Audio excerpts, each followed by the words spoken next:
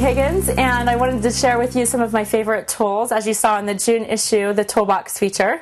So I love circle punches. Can't live without them. Use them on a lot of my pages in some small way or in a big design element way. So EK Success has one of every size that you can imagine, and that's what I really enjoy using.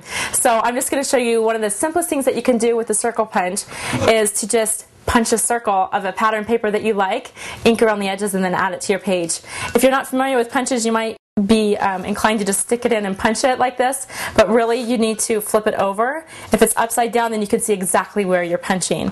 So you just stick it in, see exactly where the lines fall and how you want to do that, and you squeeze it together, not too hard, and then you could just add it to your page like this, or you can ink around the edges, which I like to do a lot lately. So brown's kind of a popular color to do some shading and fading, and so all you're doing is just kind of brushing the edges a little bit so that you have a nice added texture, and also it helps define that circle so that it doesn't get lost on the page. And then as you can see right here, that's what I did. I punched out several different pattern papers and I just used my adhesive and stuck them on. So really easy, quick, simple, and yet it's a very nice design element and makes the page go from boring to simple but interesting, and I like that.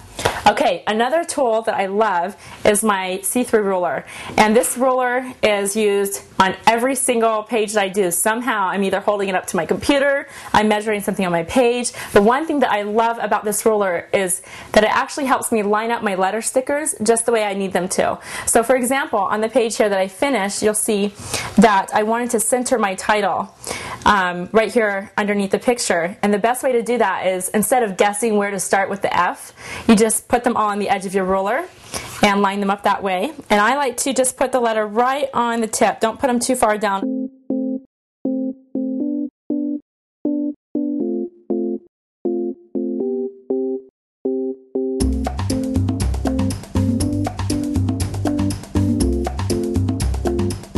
Now once you have your letters all lined up on the ruler, and again make sure that they are right on the edge, that makes it really a lot easier for placing them down, then you can place them where you want. And when you say you want to do it on a page, you can literally take your ruler and you can shift it around like this, so you can go, oh, maybe I like it here. No, not so much. Maybe it's going to be here. Well, maybe it's in the middle. So that's kind of the nice flexibility of placing your letter stickers on a ruler, and the fact that it's clear and it has a grid is even better. In this case, I want to place it on my picture, so you can see that I can now take this and I can either kind of center it or go off to the side like you see here or over here. I'm going to go ahead and center it, and maybe if I shift it around, I can overlap it onto the picture a little bit. Once it's right where you want it, you simply press down with your fingers and get them all secure, and then you can just flip the ruler out. Nice and easy, isn't it?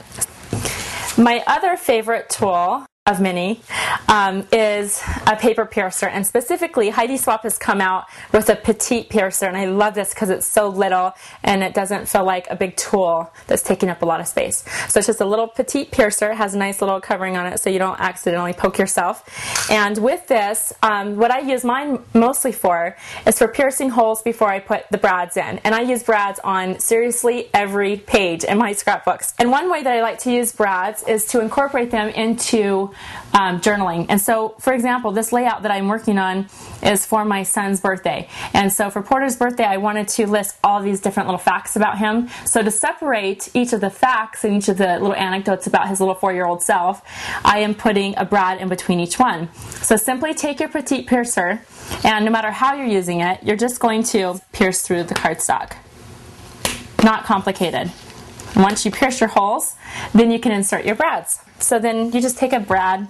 You probably know how to use a brad. You stick it in the hole, flip it over. Now, this is what I do love. Instead of using my thumbnail, which I often did in the past, I take my piercer and I actually stick it in between the prongs and split it, and that saves my nails a little bit of hassle.